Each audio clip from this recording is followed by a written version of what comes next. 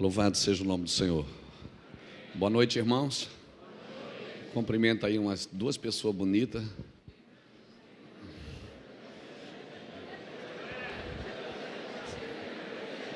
Se tiver difícil aí, olha cá para frente. Tá cheio de gente bonita aí. Aleluia. Senhor, nós te adoramos. Nós bendizemos o teu nome, glorificamos o teu nome. Submetemos o nosso coração a esse ambiente profético.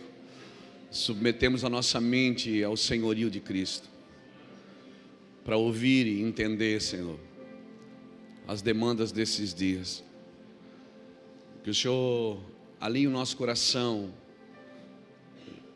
Já ouvimos a tua palavra, já fomos ministrados, mas que nós possamos cooperar com aquilo que o Senhor está fazendo aqui nesta conferência, Senhor. E que teu nome seja glorificado em nossas vidas.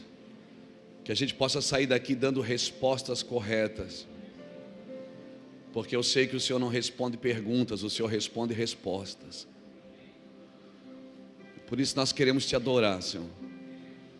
Queremos contribuir com o que o Senhor está fazendo na nossa nação.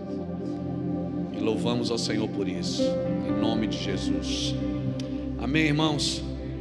Privilégio poder estar aqui, servir. Sou de Santa Catarina.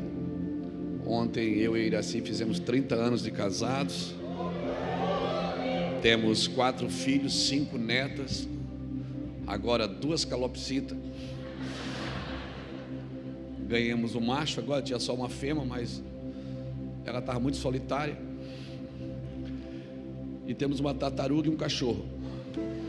Aleluia. E as outras coisas nos estão sendo acrescentadas, amém? Estão nos sendo acrescentadas. Eu estou muito feliz de estar aqui, meu amigo Luciano, de muitos anos. Luciano é um homem que contribui muito com as nossas vidas. Desde o começo do Ministério Mevan, ele saía de Curitiba de carro e a gente, quase todo mês ele estava lá nos ajudando a formar os primeiros discipulados.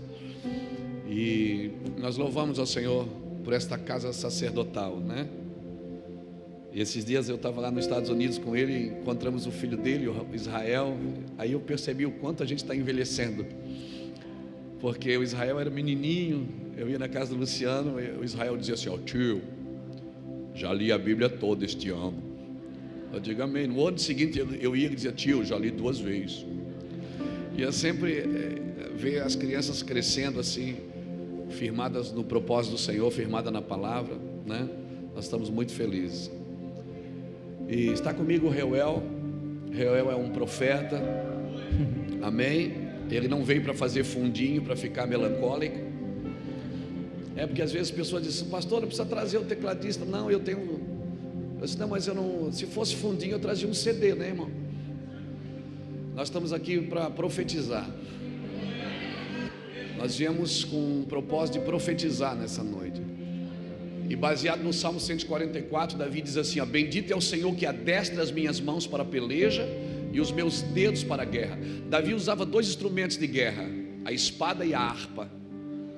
Quando Davi guerreava com homens, ele usava uma espada. Quando ele guerreava com demônios, ele pegava uma harpa. Por isso que ele disse: o Senhor adestra as minhas mãos para a peleja e os meus dedos para a guerra. Então eu vou estar aqui com a espada guerreando com vocês, e ele vai estar ali com os dedos me ajudando nas regiões celestiais, amém?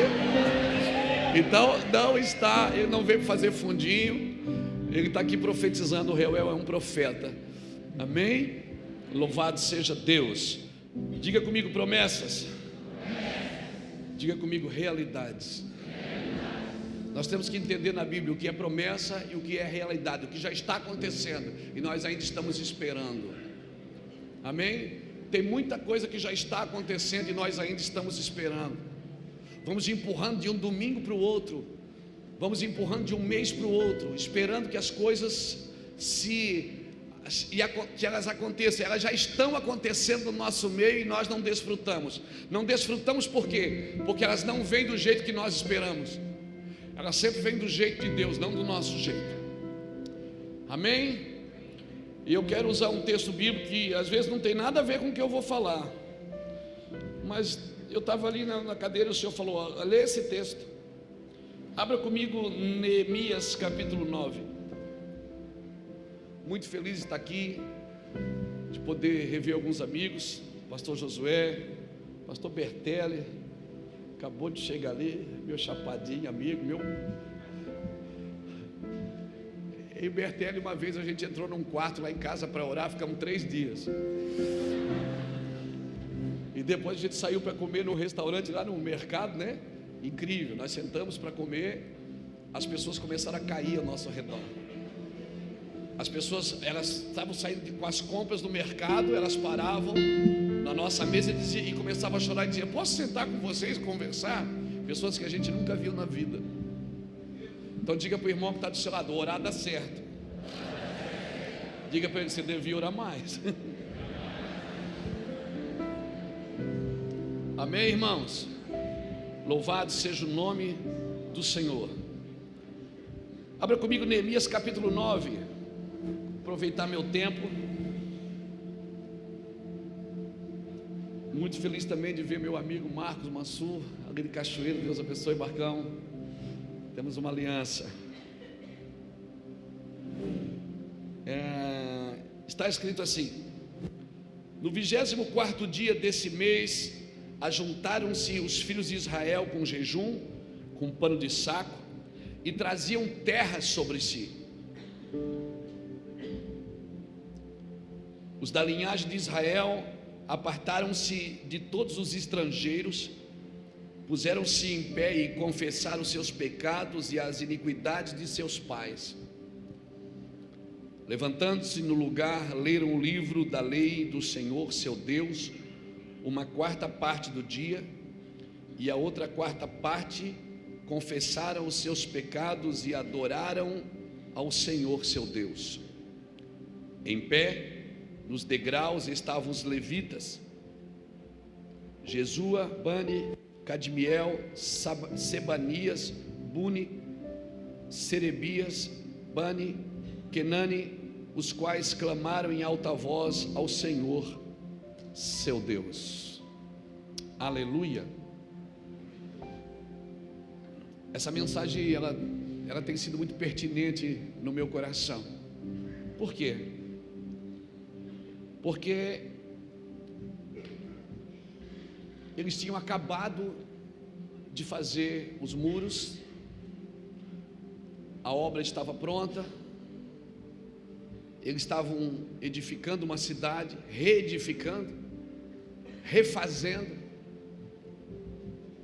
E aí, quando estava pronto, eles começaram então a ler o livro da lei, e por 6 horas, diz a Bíblia, eles leram a Torá, e por mais 6 horas eles adoraram a Deus, clamaram ao Senhor, confessaram seus pecados e adoraram o Senhor seu Deus. E eles percebem uma coisa: eles percebem que aquilo que eles tinham acabado de fazer, de edificar, eles não estavam de acordo para habitar naquele lugar que eles tinham acabado de fazer. Isso nos preocupa, porque igreja, irmãos, alguém me disse esses dias: a sua igreja faz missão? Eu disse: a igreja é a missão de Deus na terra. A igreja é a missão de Deus. A igreja é o firme fundamento que Deus vai usar nesses dias maus. Eu estava conversando com alguém esses dias, as pessoas dizendo: pastor, você ouviu que o mundo está perdido? É o que as pessoas falam. Há uma desesperança no Brasil muito grande quando você conversa com pessoas que não estão entendendo o movimento dos céus. E quando nós não entendemos alguma coisa, a gente tem a tendência de criticar ela. Irmãos, nós nunca tivemos num cenário tão bom para um grande avivamento da nossa nação. E isso vai começar, como disse o pastor Josué aqui, vai começar por nós, os pastores. Tem que haver na nossa vida um alinhamento. Tem que começar por nós. Eu ficaria muito triste de saber que Deus está fazendo algo fora da igreja, porque a igreja não está entendendo. Eu fico muito assustado quando eu leio na Bíblia que os magos entenderam que o rei tinha nascido e os sacerdotes não. Os magos, eles entenderam que nasceu o Messias, e eles vieram com a sua comitiva para Jerusalém e disseram: aonde está o Messias que haveria de vir? Os judeus não sabiam, né? Os sacerdotes não sabiam, Herodes não sabia, Pilatos não sabia, César não sabia. E é tão interessante que em Lucas 3 diz que sendo Pilatos, sendo César imperador, Pilatos governador, Herodes tetrarca, a palavra veio ao Senhor a João Batista no deserto. Então eu vejo que o Senhor está fazendo uns alinhamentos nesses dias na igreja brasileira. Amém? É como se Deus estivesse dando para a gente um remédio forçado. Você já deu remédio forçado para o seu filho? Parece que você está agredindo ele, é ou não é? Parece que a gente está batendo nele, parece que a gente está forçando, segurando os braços, chega até a machucar, mas ele tem que tomar aquele remédio. É como se Deus estivesse fazendo isso com a gente nesses dias. O Senhor está nos forçando, nos empurrando para um lugar, e nós nunca tivemos um cenário tão perfeito para um avivamento, irmãos. Agora, nós não podemos perder o que o Senhor está fazendo. Nós não podemos ficar de fora, distraídos, adorando a adoração, adorando a denominação, adorando a estratégia, adorando a igreja. Deus está alinhando a igreja para aquilo que há de vir, irmãos. Amém? Eu não sei quanto a você, como a gente diz lá no sul, eu estou com muita alegria na minha felicidade. Eu estou com muita alegria, eu tenho andado no Brasil, eu tenho visto focos de avivamento. Semana passada a gente estava no interior do Maranhão. A gente pregou 3 conexões, andou 3 horas de carro, mais 2 de balsa. Saímos de casa às 6 da manhã, chegamos no horário do culto, 15 para as 8. E subimos, fomos pregar, direto. Tomamos um café atrás do púlpito e fomos pregar. E tinha 1.500 pessoas famintas por Deus naquele ambiente. Nós estamos vivendo num tempo, irmãos, que Deus não está se revelando à religião, mas aos interessados, a quem tem interesse no que Ele está fazendo. O interesse dos magos por Jesus começou lá na Babilônia, no capítulo 2, quando Nabucodonosor teve um sonho e ninguém revelou o sonho. Nabucodonosor disse: matem todos os magos. Mas um homem chamado Daniel, Belsazar, disse: diga para o rei, dá alguns dias, porque o Deus dos céus vai revelar o sonho do rei. Diga para ele preservar os magos. Está lá em Daniel capítulo 2. Não mate os magos. Dias depois, Daniel entra no palácio. Não espera nem o rei contar o sonho. Ele diz: o sonho do rei é esse e a revelação é essa. E porque Daniel revelou o sonho do rei, os magos foram preservados. Aqueles magos começaram a criar interesse pelo Deus de Israel, pelo Deus de Daniel. E de geração em geração, como eles eram astrônomos, eles começaram a estudar.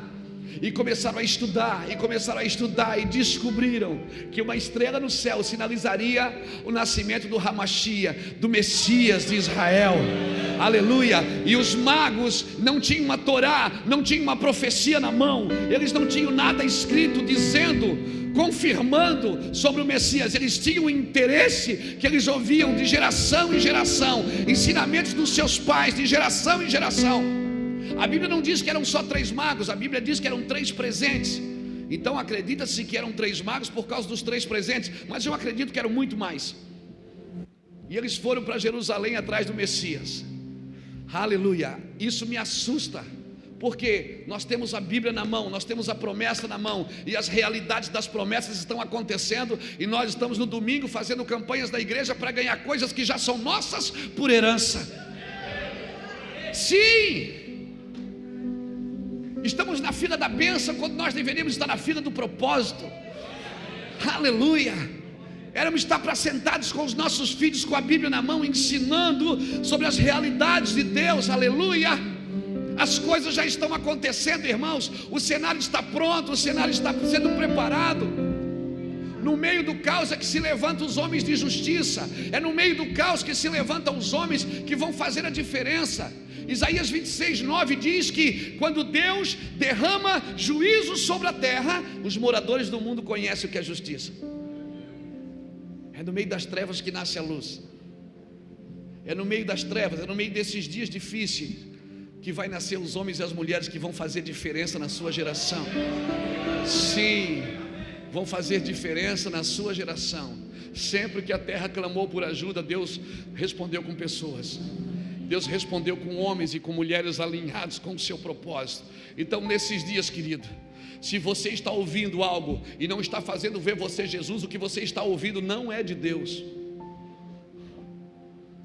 Porque isso tem que abrir minha mente. Tem que haver uma mudança de paradigma. Tem que haver uma mudança na minha vida. As pessoas não querem mais só ouvir sobre Jesus, elas querem ouvir o que Jesus ensinava. Nós falamos de Jesus, nós temos que falar o que Jesus falava, o que Jesus pregava, o que Jesus ensinava para a sua geração. Esses dias não é mais o que falamos, o que cantamos, mas o que estamos comunicando com a nossa vida, o que as pessoas recebem de nós quando nos veem ministrando, que nos veem agindo através da unção de Deus. Esse ano eu fiz 50 anos de idade. E aí eu comecei a estudar sobre os sacerdotes que faziam 50 anos. A função deles mudava. Alguns, eles iam para o tabernáculo, eles iam colocar azeite no candelabro, eles iam parar os pavios, né, do candelabro, e eles transcreviam a lei. Então o Senhor tem falado comigo sobre isso. Passar mais tempo na mesa com pessoas, ensinar pessoas, tocar pessoas, porque tudo que Deus criou, Ele criou falando. Deus disse haja e ageu. Deus disse haja e houve. Aleluia. Deus disse haja luz e houve luz. Mas o homem, o Senhor disse façamos. Ou seja, façamos nós, o homem, a nossa imagem, a nossa semelhança. Existe um propósito sobre esse homem. Não tem ninguém nessa sala que não tem um chamado. E não tem ninguém nessa sala que Deus chamou e não deu uma vocação. Agora tem gente nessa sala sim que tem um chamado, tem uma vocação, mas ainda não descobriu o seu propósito. Por quê? Porque a sua identidade está nele. Você não pode interpretar a Bíblia a partir de você. Não é a sua vida que interpreta a Bíblia. É a Bíblia que interpreta a sua vida. Você não pode decifrar Deus a partir de você. Nós estamos querendo que Deus se explique. Fala quem você é, Senhor. Aqueles homens que acabaram de construir o muro, que acabaram de reconstruir a cidade, de reconstruir as coisas, agora eles estavam lendo a lei, lendo por 6 horas, orando por 6 horas, uma quarta parte do dia. E eles descobriram uma coisa, que eles não estavam de acordo com aquilo que eles tinham acabado de edificar. Isso me assusta. Eu posso não estar de acordo com aquilo que eu estou ensinando. Eu posso não estar de acordo com aquilo que eu estou fazendo. Porque, irmãos, nós estamos transicionando, amém? Amém? O que nos trouxe até aqui não é mais suficiente para nos levar até onde Deus deseja. Amém? Nós não podemos parar de ouvir a Deus. Não, pastor, mas eu tenho uma promessa de 30 anos atrás. Eia, você tem que voltar a ouvir a Deus. Porque Deus mudou a promessa? Não, mas Deus não muda, mas Ele se move. Deus disse para Abraão, mata seu filho. E Abraão subiu, quando Abraão foi matar, Deus disse, para, não mata mais. Se Abraão não tivesse dado continuidade a ouvir a Deus, ele tinha matado o seu filho. O que Deus está nos empurrando para um propósito, nós temos que continuar ouvindo, conhecendo e prosseguindo em conhecer ao Senhor, porque as coisas elas estão transicionando. Deus passou dizendo para Moisés por 40 anos, fere a rocha, vai sair água, pega o cajado, bate na rocha. Em Refidim, a primeira vez ele disse, fere a rocha, bate na rocha. 40 anos depois, quando quase eles estavam perto da terra, já estavam cansados de ferir a rocha, de ver a movimentação das águas. Aí Deus diz, agora você não vai mais ferir a rocha, você vai falar com a rocha. Pega o cajado, ele pega o cajado, tudo igual, pega o cajado, fala com a rocha. E ele vai e fere a rocha. Saiu água, não saiu água, irmãos? Saiu ou não saiu, gente? Todo o povo bebeu ou não bebeu? Funcionou ou não funcionou? Funciona. Só que depois Deus chamou ele no canto e disse: amigão, você não me santificou diante do povo. Mas funcionou. Mas funcionou, mas não é o que eu quero. Sabe o que eu aprendo aqui? Que tem muita coisa funcionando que não é a vontade de Deus.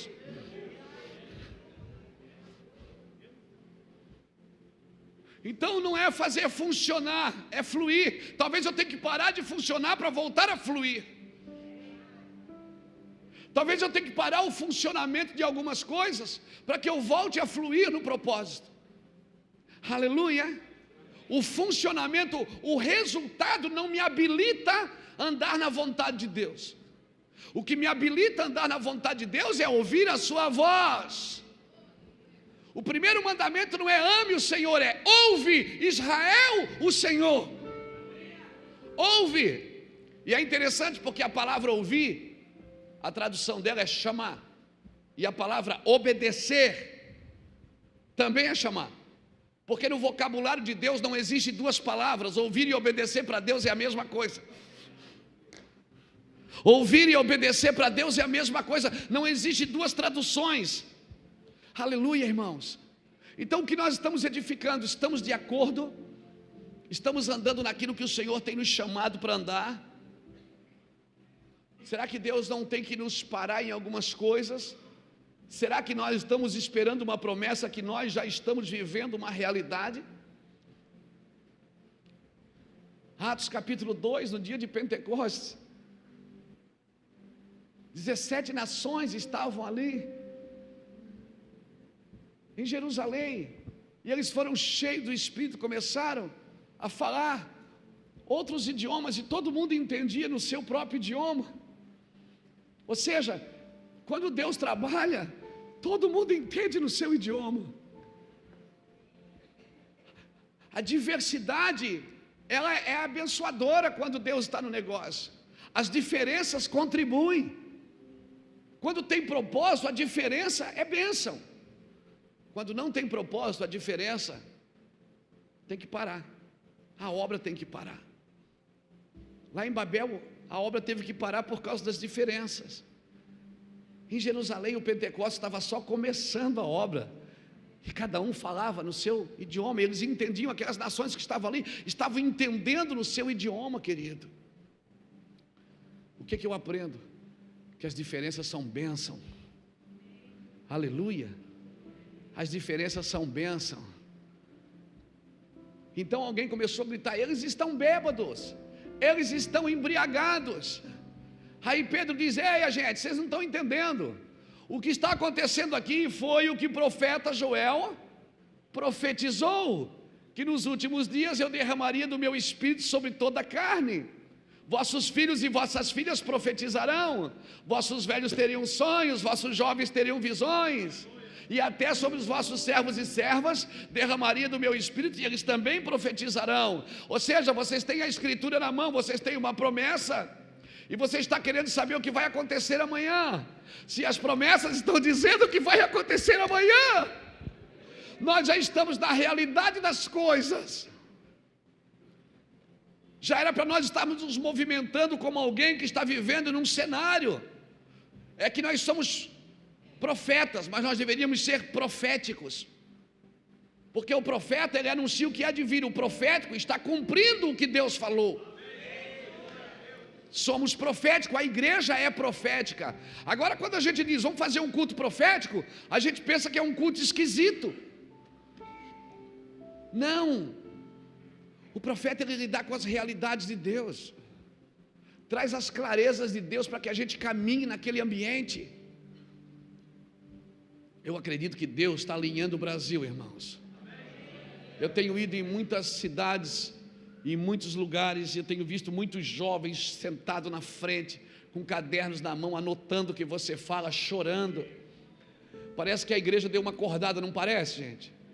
Fala, quem está com esperança? Eu não sei, parece que deu uma acordada.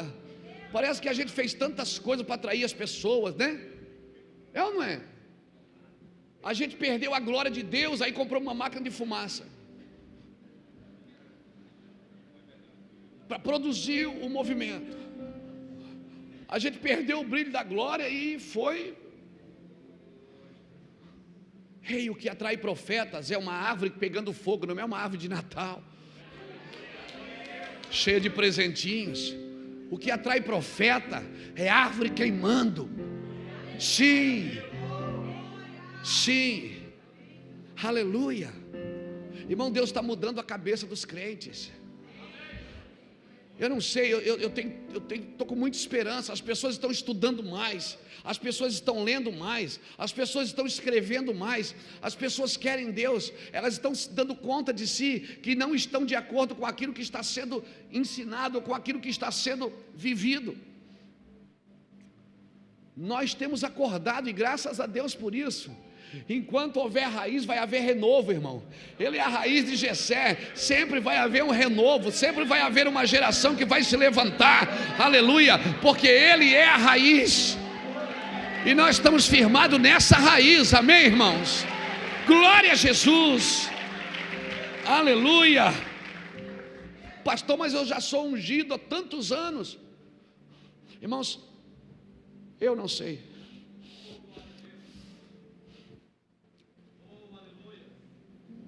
Às vezes o nosso tempo de igreja só denuncia a nossa incredulidade. Porque agora que eu estou 20, 30 anos na igreja, para mim está plantando bananeira. Cada palavra dessa era para ter vida dentro de mim. Porque agora eu conheço o Deus que eu adoro.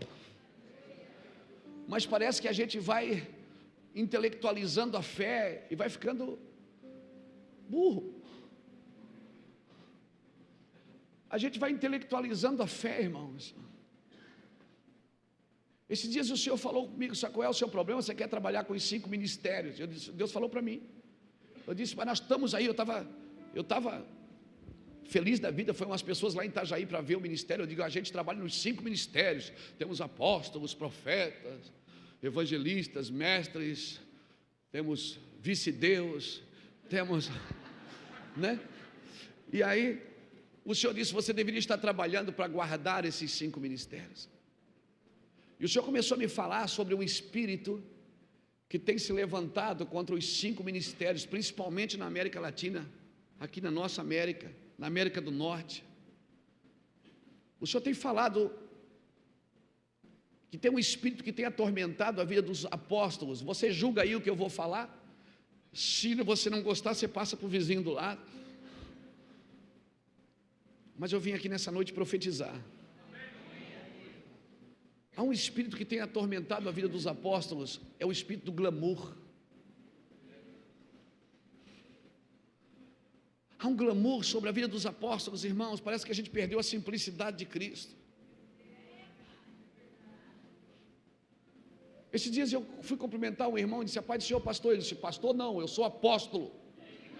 Aí depois de passar o dia com ele, eu vi que ele era um apostata, não um apóstolo. Esse glamour tem que parar, irmãos. Amém?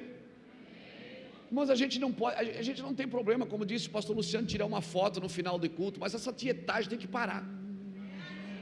Isso é chato. É ou não é? Isso tem que parar, gente. E a gente bate no peito e diz, eu sou evangélico, eu não adoro imagem, mas adoro pessoas. Essas coisas têm que parar em nosso meio. Nós estamos edificando uma coisa, e se nós começarmos a ler as Escrituras, nós vamos perceber o que eles perceberam em Neemias 9, que eles não estavam de acordo com aquilo que estavam edificando, irmãos. Quem edifica a igreja é o Senhor, não somos nós. Mas o Senhor tem nos edificado e nós somos igreja. Amém? Você não sonha com avivamento no Brasil, irmão? De você estar andando na rua, as pessoas caírem endemoniadas só porque você está passando ali, cheio do Espírito Santo. Você não sonha de estar fazendo compra no mercado e as pessoas no corredor cair porque você está ali, cheio do Espírito Santo? Eu sonho com esse tempo, gente. Eu já vivi isso em algumas doses homeopáticas, mas vivi. Eu sonho com um tempo, sim. Só depende de nós. depende do que nós vamos fazer com aquilo, com essa carga que nós estamos recebendo de informações, com essa carga que nós estamos recebendo. Nós nunca tivemos uma geração tão informada acerca de Deus, mas às vezes também uma geração que não conhece a intimidade com Deus. Não, mas eu sei tudo sobre Deus. Em Gênesis Deus é isso, em Êxodo Ele é aquilo. Eia, Deus, você tem que degustar e provar e ver de que o Senhor é bom, querido. Você tem que experimentar Deus. Não adianta saber quem Ele é, você tem que comer dele, você tem que provar dele, você tem que ter experiências com Deus.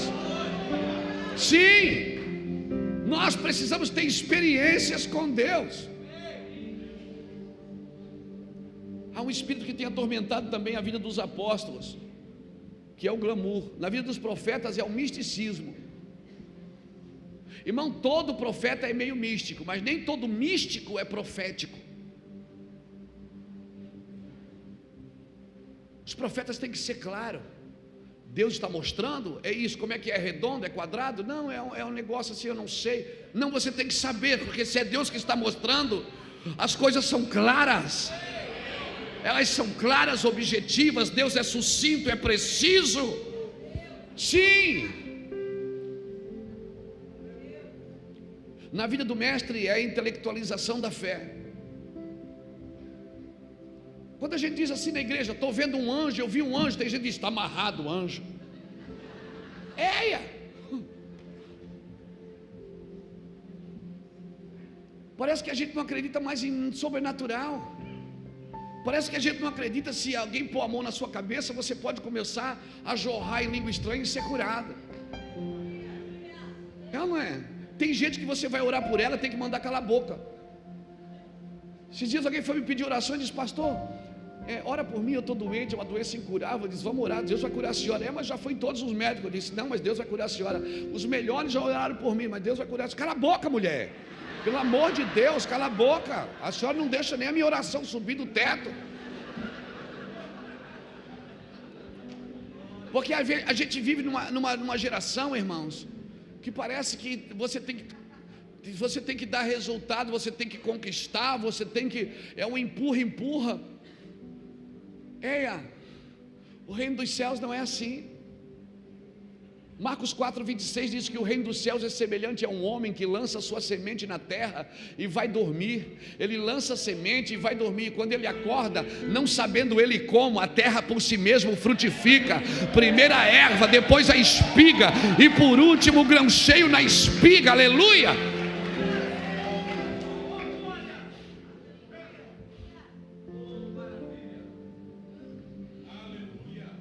Só não vai dormir até 11 horas da manhã, né, pastor? Quando a Bíblia diz lança a semente e vai dormir, ela está dizendo descanse. Descanse, você está tentando ajudar Deus, você está atrapalhando a Deus.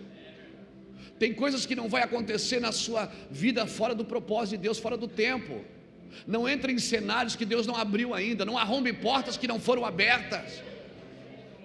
Espere o tempo determinado. Há um tempo e um modo para todas as coisas debaixo do céu.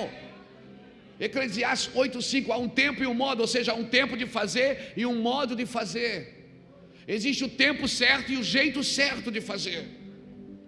Davi, vamos trazer a arca? Vamos. É a coisa certa a se fazer? É o tempo certo a se fazer? Mas o jeito de fazer estava errado.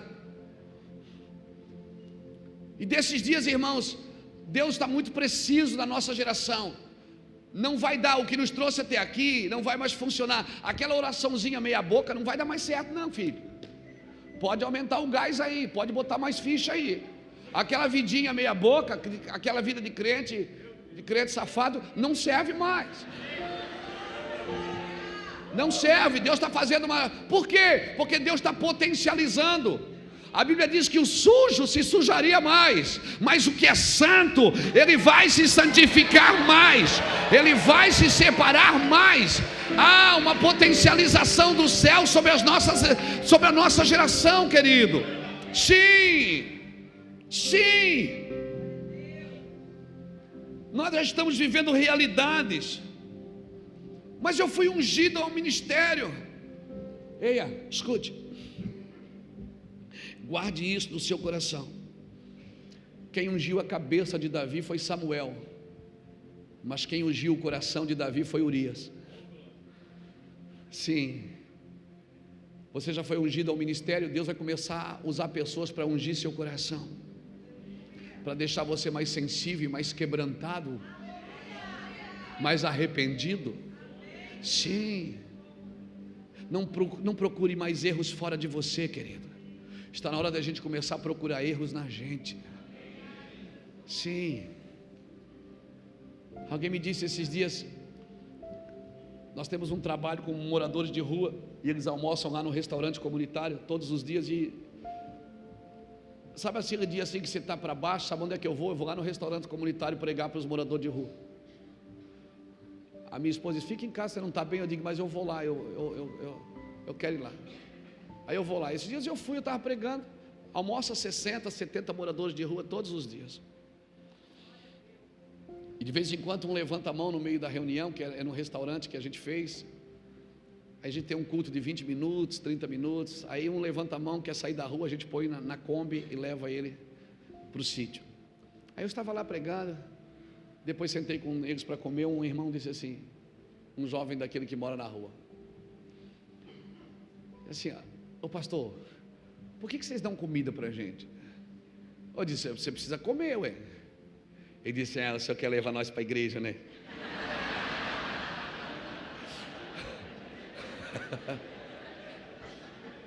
Penso que eu não sei. O senhor quer que a gente vira para crente, né? Eu disse, não mesmo. Eu disse, então o senhor está perdendo tempo,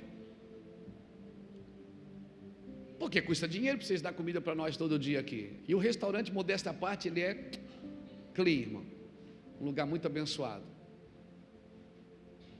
E aí eu disse, não é perda de tempo, você precisa comer. Ele disse, não pastor, isso é perda de tempo, eu não quero ir para a igreja. Se eu quiser sair daqui e usar droga, eu posso? Eu digo, claro. Então, que sentido faz vocês dar comida para a gente, se vocês não estão cumprindo o trabalho, o propósito? Olha o cara pregando para mim. Ele disse, aí é uma coisa sem propósito. Eu disse, filho, deixa eu te contar uma coisa, Deus nunca perde viagem. Se você que vem aqui comer não é abençoado, nós que estamos dando a comida para você estamos sendo. Se você que vem aqui comer e não está sendo transformado, nós que estamos ensinando o evangelho para vocês estamos sendo. Porque Deus nunca perde viagem, irmãos. Quantas mensagens que Deus me curou enquanto eu pregava para os outros, quantas palavras que Deus me transformou enquanto eu estava achando que eram os outros, e quando eu estava com o microfone na mão, o Espírito gritou dentro de mim, é você esse cara. E eu chorando, as pessoas diziam, o pastor está cheio. Eu disse, não, estou arrependido. Luiz Hermínio está cheio. Eu digo, estou cheio nada, eu estou arrependido. Todos os dias eu tento provar para Deus que eu não sou capaz de estar aqui com esse microfone na mão. E todos os dias Ele diz a mesma coisa, minha graça te basta. O meu poder se aperfeiçoa na sua fraqueza. Todos os dias eu tenho argumentos fortes para provar para Ele que eu não sou capaz. E todos os dias Ele diz, quando tu estás fraco é que tu estás forte, porque não trabalhas na tua força, trabalhas na minha dependência. Por favor, não construa algo que você não pode desfrutar depois. Não construa algo que você não pode estar inserido depois. Nós estamos tabernaculando com Cristo. E o tabernáculo, ele tinha uma tônica, montava, acampava, desmontava, caminhava, remontava, acampava, a nuvem movia e se movia. Por isso não construa nada que quando a nuvem mover, você não pode se mover também. Por favor, não faça nada que quando Deus disser, filho, vem, filho, vai, filho, faz, não deixa nada prender você, não construa nada que você tem que estar preso depois. Sim, porque o homem espiritual, ele está livre.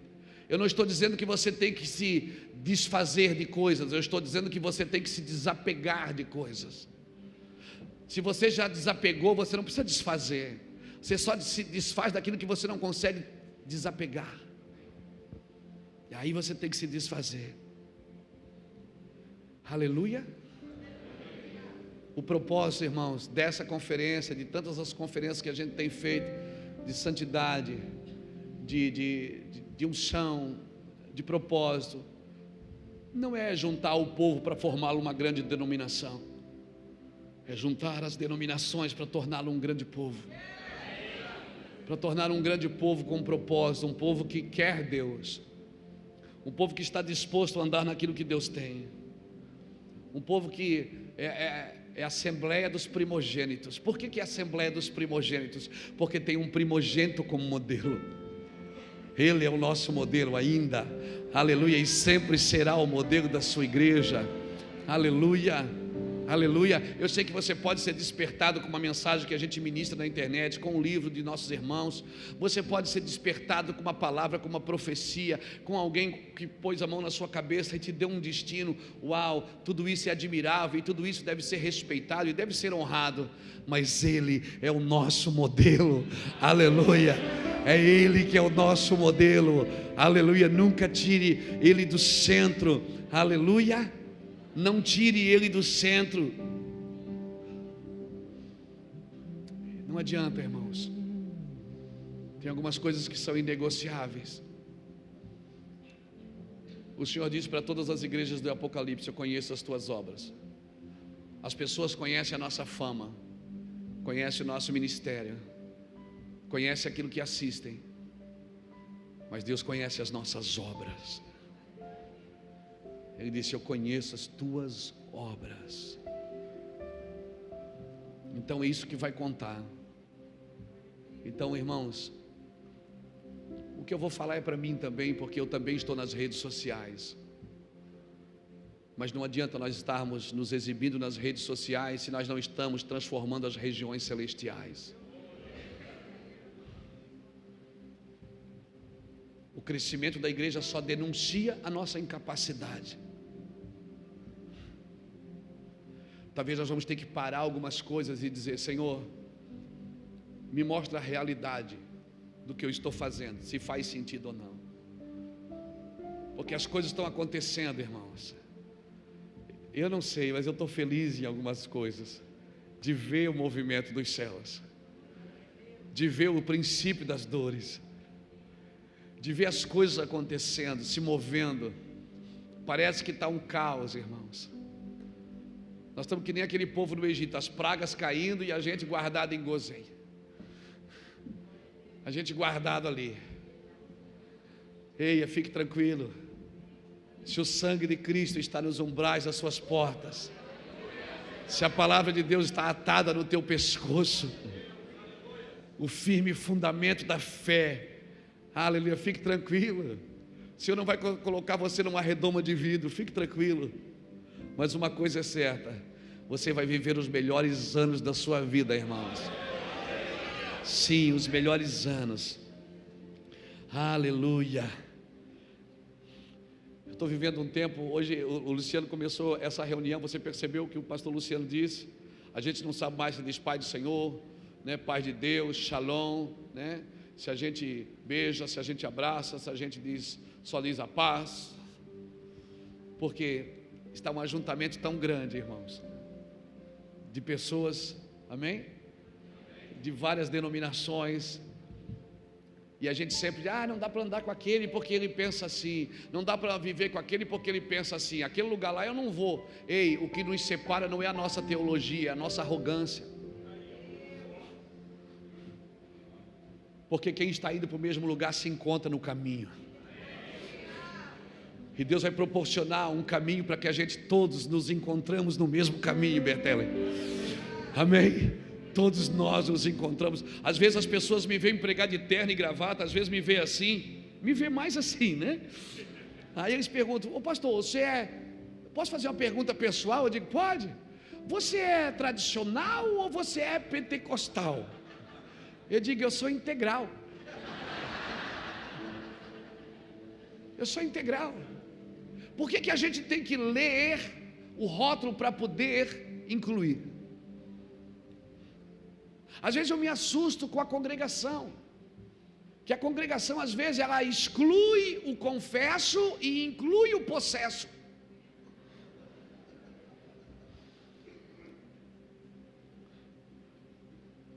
Sim, Por isso que o Senhor está aumentando o fogo em nosso meio. Por isso que as coisas estão ficando mais intensas em nosso meio. As coisas estão ficando mais intensas. Por quê? Porque Deus está fazendo, é Deus que está promovendo esse ajuntamento.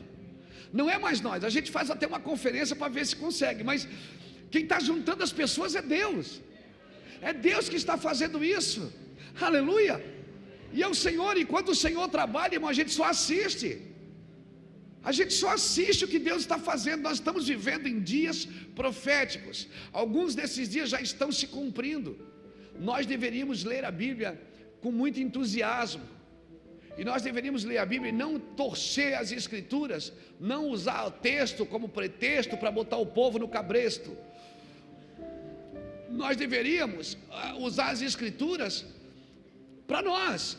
As Escrituras, elas são um espelho, não é uma janela que você olha para os outros. É um espelho. Aleluia. Então nesses dias o Senhor está fazendo isso, porque eu não quero, irmãos, amanhã depois estar sentado, já idoso, numa cadeira, pensando, puxa, eu deveria ter feito tudo ao contrário. Não, eu quero estar edificando uma coisa que eu também posso desfrutar dela, e depois ler as Escrituras e dizer, o que eu fiz não está de acordo, e depois de orar e Deus falar comigo, o que você está fazendo não está de acordo, não está de acordo com o que eu estou movendo. Sim, é a realidade das coisas, já está acontecendo. Cutuca o irmão que está do seu lado e diz assim, o que nós estamos comunicando? O que nós estamos comunicando? Métodos são relativos ao tempo, irmão. Mudou o tempo, muda o método. Amém? O meu bisavô, ele tinha uma fazenda. O meu avô tinha uma chácara. O meu pai tinha uma horta e eu tenho um abridor de lata. As coisas aceleraram. As coisas, o meu avô ia dar folhetim na sinaleira. Eu vou para a internet colocar vídeo. Porque a forma mudou. Nós queremos dar nome novo para práticas velhas.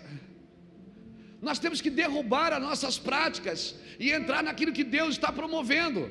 Se Ele disse não fere mais a rocha, nós vamos parar de ferir a rocha e vamos ficar sentado nela até ela sair água. Nós não vamos produzir o que nós temos que atrair pela palavra de Deus.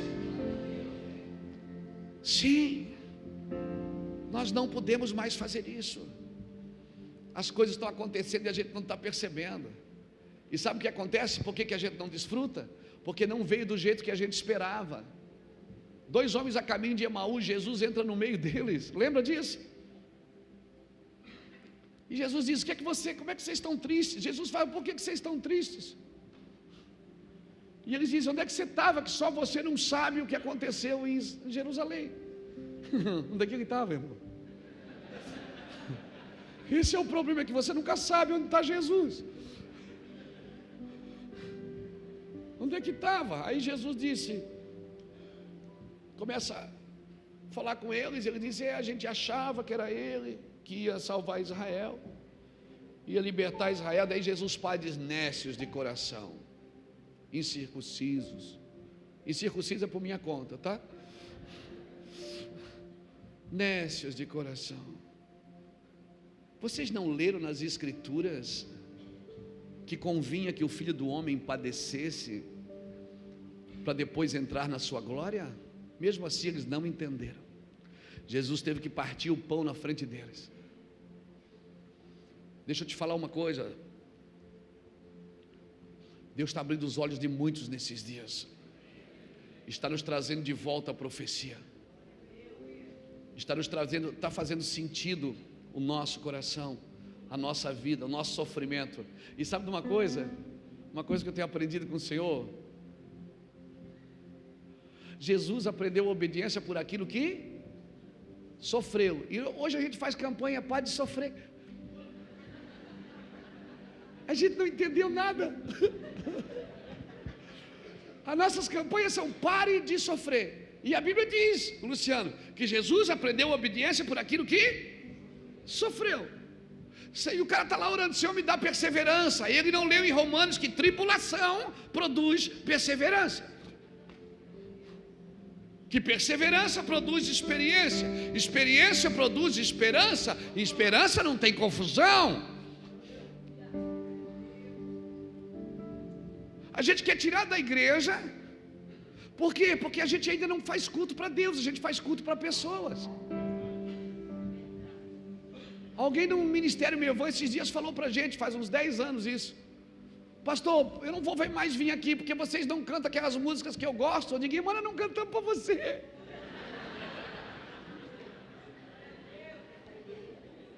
Nós estamos tão mal acostumados que a gente acha que o culto é nosso. O culto hoje estava pesado. Está pesado porque você está pesado, meu amigo. Você é um iceberg. Fecha os olhos, levanta a mão para cima, dá uns 2 glórias, uns 3 aleluia, dá uma rajadinha para ver se não fica bom na hora. Hein? É que você está pesado, aí você traduz o ambiente por aquilo que você está vivendo.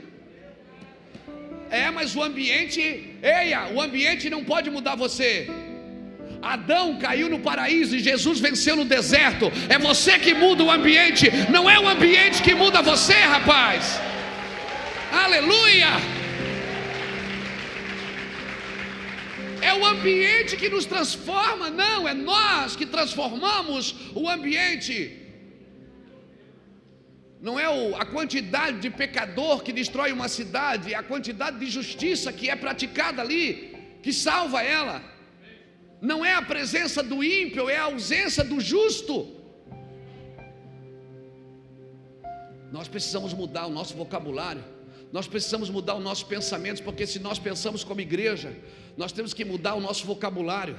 Nós não podemos mais liberar palavras que nós costumamos a liberar como chavões dentro da igreja. Porque a igreja é assim mesmo, porque a igreja... Alguém esses dias mandou um e-mail para mim, muito mal criado, dizendo: você bate na igreja, você fere a igreja. Eu digo: não, cara, eu sou louco de bater na igreja, a igreja é a coluna da verdade. Agora, aquilo que a gente pensa que a igreja tem que cair, porque o inabalável só pode aparecer se o abalável for abalado. Para que o inabalável permaneça, o abalável tem que ser abalado. E o Senhor vai abalar céu e terra, inclusive a igreja, para que o que é inabalável prevaleça e permaneça e sustente o que Deus vai fazer nesses dias. Sim, aleluia. Irmão, eu creio nisso de todo o meu coração. Eu ainda tenho 5 minutinhos, tem, né? Pode mais uns 5, 10 5 minutinhos? Me dá 5 minutinhos? Quem me dá 5 minutinhos? 5, 10, 15, 20, 25. Tá bom, ajuda. Aleluia. Então é a partir de mim. É uma cura a partir de mim. Mas está difícil de entender. Sabe por quê? O dedo de Deus aparece na Babilônia e escreve: Mene, Mene, Tekel, Parsim. Ninguém conseguiu decifrar. Alguém me perguntou: pastor, por que Deus complica as coisas? Por que Deus já não escreve: pesado fosse na balança e achado de falta, e agora o reino será tirado de ti, será dado a outro? Por que Deus não fala já na cara da gente? Por que Deus escreve por enigmas? Porque é a forma de Deus ter você perto, é você se interessar pelo que Ele está mostrando. Você viu o que o pastor Josué falou aqui hoje? Você prestou atenção? Eu li 50 vezes para poder entender. E se ler mais 50, escreve outro livro. E se ler mais 50, escreve outro livro. Sim, porque a palavra se renova a cada manhã. Sim. Por que Deus escreve por enigmas? Parece que é para mim não entender. Sabe o que eu tenho aprendido? Que Deus não esconde as coisas de mim, Ele esconde para mim. Ele esconde para um tempo determinado. Tem coisas que Deus escondeu de você há 10 anos atrás, que está sendo revelada agora, porque agora você está maduro para andar nisso. Agora você não vai usurpar isso, você não vai ludibriar, você não vai vulgarizar. Nós queremos produzir, nós queremos fazer, vamos fazer, vamos fazer.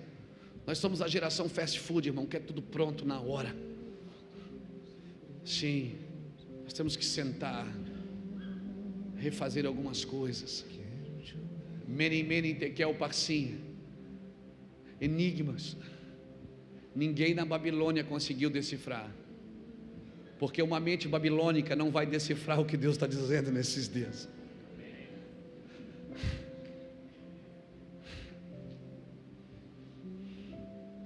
Aí chama um homem chamado Daniel. Segundo a rainha mãe, ela disse: olha, no tempo do teu pai tinha um homem aqui. Daniel já estava esquecido no reino, mas quando ele entrou no palácio, escute, quando ele entrou, Belsazar gritou: és tu ainda o mesmo Daniel que meus pais falam? Ele disse: o mesmo. Se tu acertares ali, eu vou te dar isso, isso e aquilo. Ele disse: olha, fique os teus presentes para os seus. Profetas dessa geração não vendem o seu propósito.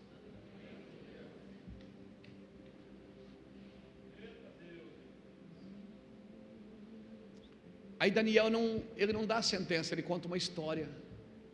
Ele diz: deixa eu te contar uma história. Teu pai era um rei que matava quem queria, deixava viver quem queria. Mas um dia ele exaltou o seu coração e Deus colocou ele para pastar com os animais. E quando ele se arrependeu, ele se converteu ao Senhor e mandou tirar todos os utensílios da casa do Senhor. E você, sabendo disso, você começou a reinar e foi lá e colocou tudo de novo. Você sabia que teu pai tinha liberado uma sentença: ninguém adore outro Deus na Babilônia a não ser o Deus de Daniel. Sabe o que eu aprendo aqui, irmãos? Eu tenho 4 filhos, 5 netas. Eu fui um cara criado sem pai. E se você olhar para a vida de Salomão, você vai ver Deus dizendo para Salomão: eu vou te dar uma sabedoria que não dei para ninguém. Ninguém vai ter a sabedoria que você teve, Salomão. Deus estava dizendo: nem teu pai. Aí Deus para e diz: mas faz tudo como fez teu pai Davi. Ou seja, embora você vai ser mais sábio que ele ainda é a sua referência. Eu tenho dito isso para os meus filhos.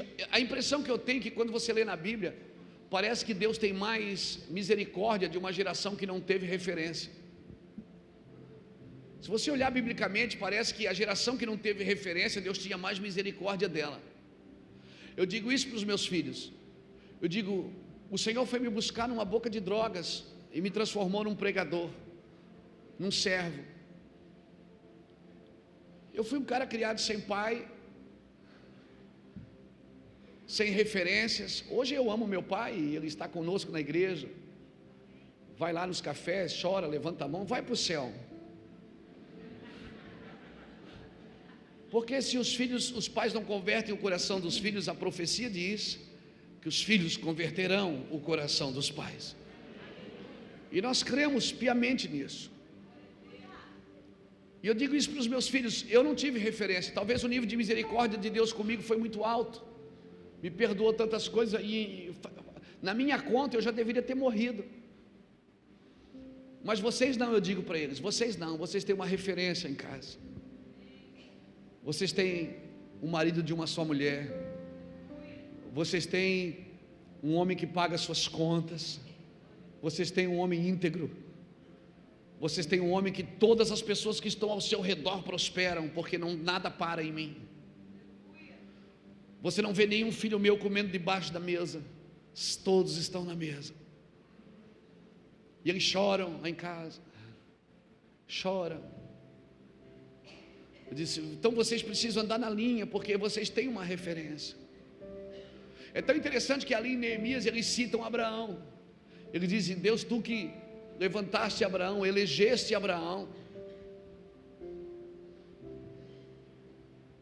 Eles tinham uma referência. Irmãos, esses são dias de a gente começar a sinalizar algumas referências e nos tornar uma referência. Porque eu sou um pai, mas eu não gero filhos. Eu estou gerando os próximos pais, as próximas mães. O propósito de um filho é se tornar um pai. Amém? Quando Pedro disse o que Joel havia dito, ele disse: Joel profetizou que os vossos filhos e vossas filhas profetizarão. Para quem ele está falando? Está falando aos pais. Ele está dizendo: vossos filhos profetizarão. Ele está dizendo aos pais, não aos filhos. Os pais, eles trazem destino aos seus filhos. Não é só conselhos, é destino. As minhas decisões vão afetar meus filhos para sempre. O que eu faço hoje vai afetar meus filhos. Por isso nós, desesperadamente,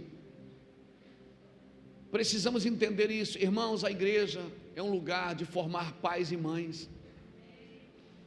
Amém? Você vai multiplicar o que você é.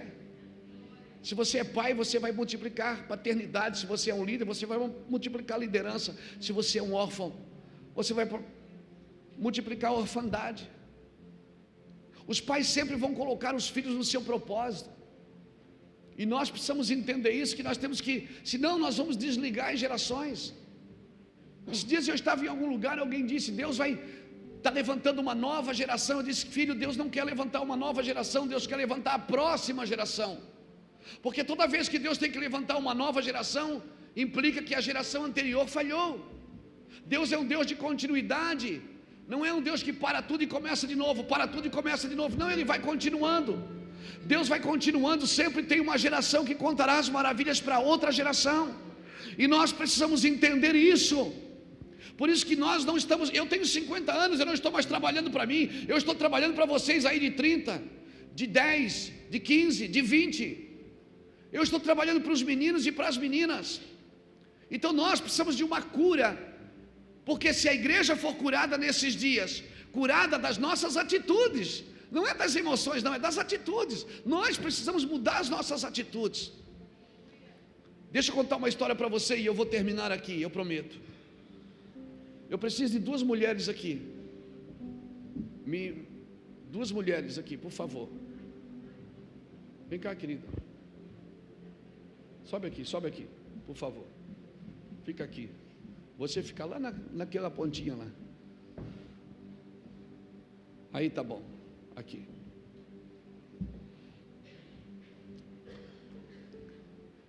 É uma história que eu conto. Quando Deus me deu essa palavra, irmãos, eu entendi qual era o meu papel na minha geração. Marcos capítulo 5, nós vamos terminar aqui. Não precisa ler não, depois você lê em casa para a gente ganhar tempo. Jesus é procurado por um homem que diz: vamos lá na minha casa, eu tenho uma filha de 12 anos. E aquela minha filha de 12 anos, ela está doente. Aí Jesus sai com Jairo para ir na casa dele. Quando Jesus chega no caminho, ele encontra uma mulher que há 12 anos tem um fluxo de sangue. 12 fala de governo. Mulheres na Bíblia representam a igreja. Aqui eu estou diante de duas gerações. Uma geração que Jesus está curando e uma geração que Jesus está levantando. E é tão interessante que Jesus não vai levantar essa geração sem primeiro curar esta. Essa geração Jesus está levantando porque ela tem um pai que intercede por ela, que vai aos pés de Cristo clamar por ela. Essa geração já gastou tudo que tinha e já padeceu na mão de muitos, diz a Bíblia. E sabe onde é que ela está? Onde é que é a doença dela? Sabe onde é a doença dessa igreja? É no ventre. Ou seja, ela está sangrando, ela não gera mais, o seu órgão reprodutor está comprometido. Por isso que ela tem que ficar dando água ungida, pano ungido, beijo ungido, soco ungido, qualquer coisa ungida para alguém levar para casa, porque ela não sabe mais o que é gerar. Tem alguém comigo aqui? A diferença das duas gerações é que essa Jesus vai até ela, essa tem que ir até ele. Essa ele está levantando escondida, essa ele está curando em público. Eu faço parte dessa geração.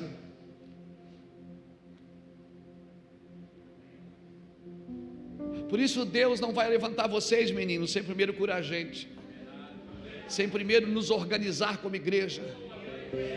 Aleluia. Aleluia.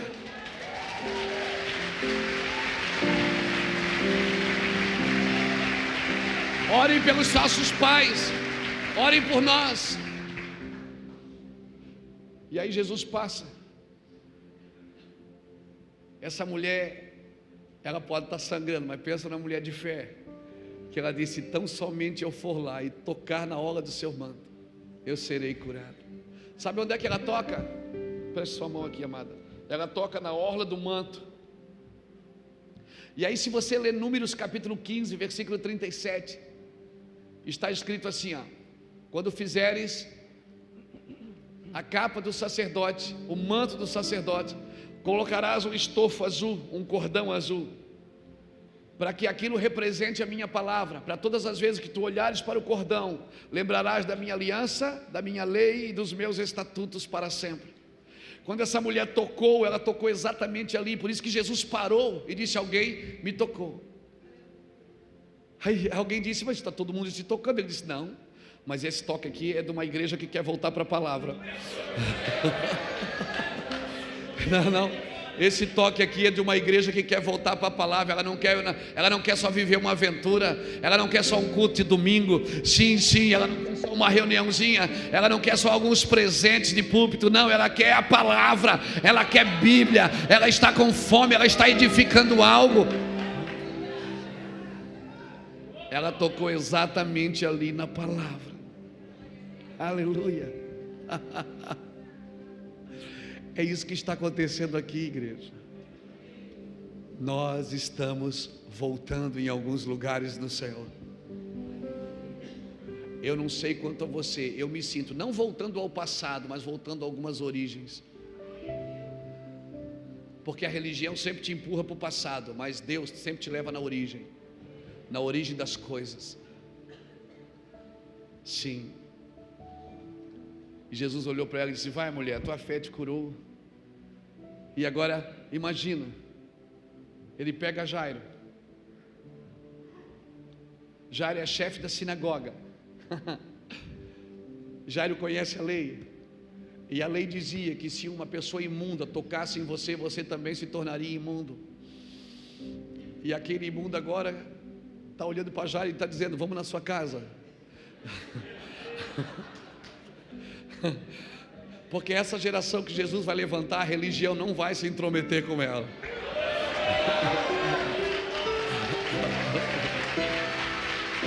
E eu estou sendo profeta aqui nessa noite. Essa geração, irmão, não adianta. Por isso, de terno ou de tatuagem, pratique justiça, por favor. Faça a coisa certa, ande na luz. Quando Jesus chega na casa dessa geração, tem pessoas rindo, pessoas zombando e pessoas chorando, e pessoas dizendo: está morta, não tem mais jeito. A igreja brasileira não tem mais jeito. E aí Jesus diz: sai todo mundo daqui. Sai os zombadores, sai os aproveitadores, entra comigo Pedro, Tiago e João. Ou seja, sai a religião e entra a intimidade. Aqueles que estão sempre juntos comigo. Deus está fazendo isso, Lu.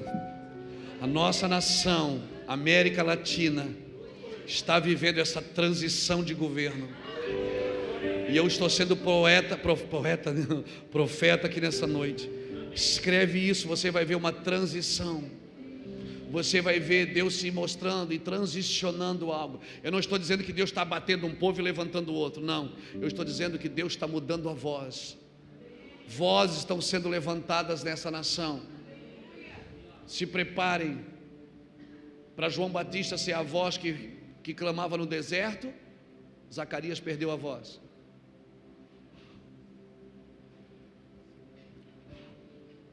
Há um vácuo nesses dias.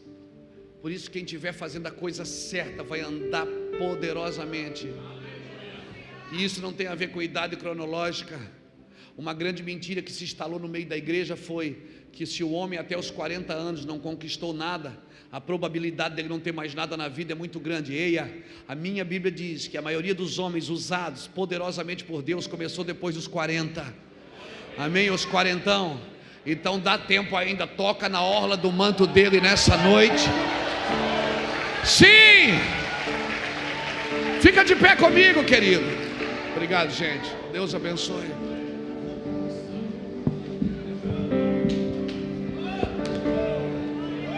Eu tenho 4 filhos, 2 moças e 2 moços. 3 deles já casaram. Mas eu tenho uma filha. O nome dela é Bruna.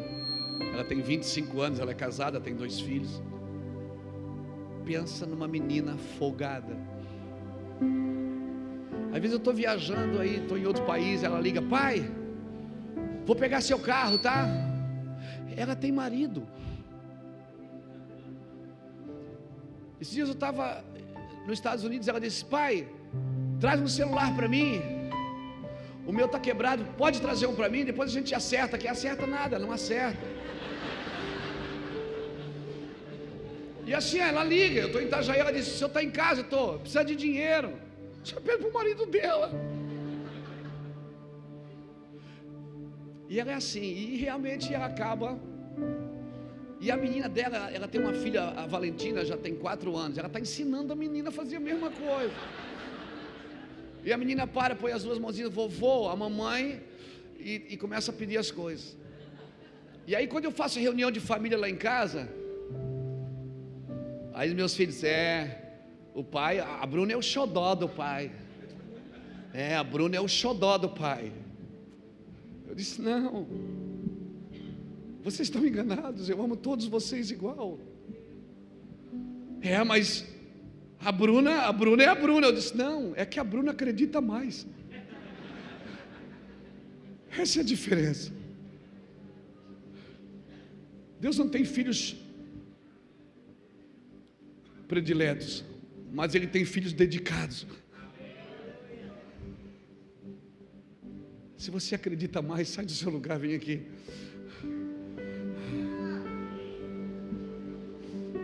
Se você é daquele que acredita mais, ela acaba ganhando muita coisa mesmo, porque ela acredita mais.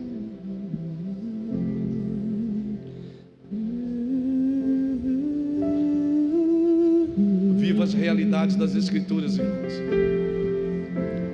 O Espírito já foi derramado em Pentecostes, Ele já está aqui. Emmanuel é Deus conosco. É Jesus agora, purinho. Ele está aqui agora. Pai, eu quero contemplar,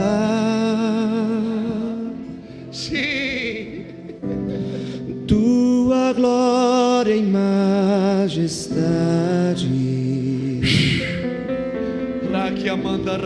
Pai, eu quero te adorar,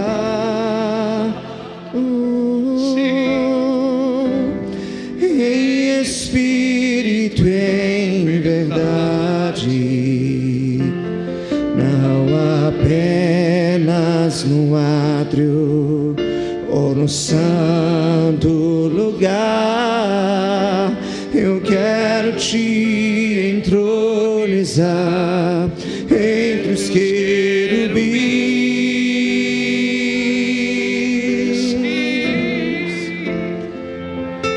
Por causa de tudo isto, fizemos uma firme aliança com o Senhor e escrevemos e asselaram-na os nossos príncipes e os nossos levitas e os nossos sacerdotes. Firmemente aderiram a seus irmãos, os nobres, e convieram num juramento sobre pena de maldição, que andariam na lei de Deus, a qual foi dada por intermédio de Moisés, servo de Deus, e de que guardaria e cumpririam todos os mandamentos do Senhor, nosso Senhor, e os seus juízos e os seus estatutos. Quando eles leram as Escrituras e perceberam que eles não estavam adequados para viver ali naquilo que eles tinham edificado, eles fizeram uma aliança com Deus, dizendo: Senhor, nos amaldiçoe se nós não cumprirmos a Tua palavra. Irmãos, esses são dias de a gente tomar decisões fortes na nossa vida. Não dá mais para titubear, não dá mais para cochear em 2 pensamentos. São dias de decisões firmes. uma intrépida resolução, como aqueles homens, quando Jesus passou por Samaria, eles olharam para a face de Jesus, em Lucas capítulo 9, versículo 51, e disseram que havia no semblante dele uma intrépida resolução de ir para Jerusalém, morrer na cruz. Dá a mão para quem está do seu lado, nós queremos orar. Senhor, faz de novo, Senhor.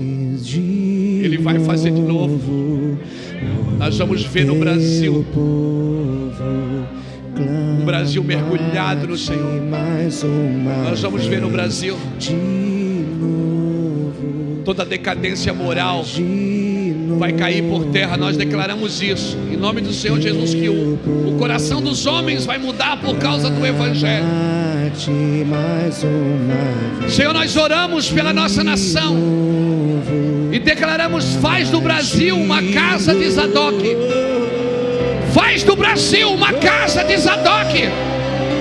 Faz do Brasil uma casa de Zadok, um sacerdócio real, uma nação santa, sim, uma nação lavada, remida pelo teu sangue, Yeshua. Em nome de Jesus nós declaramos isso, que caia por terra a corrupção, o medo, a intimidação, a balança enganosa, o engano religioso, que caia por terra, Senhor Deus, uma cultura caída, que caia por terra, Senhor Deus. Te levanta, Senhor, estende a tua mão sobre o Brasil. Nós firmamos contigo uma aliança de cumprir os mandamentos, de cumprir as escrituras, de cumprir o propósito, de renunciar pela causa, de renunciar pela causa. Alguém está comigo? Levante a sua mão para cima e aplauda o Senhor bem forte. Sim! De novo, faz de novo.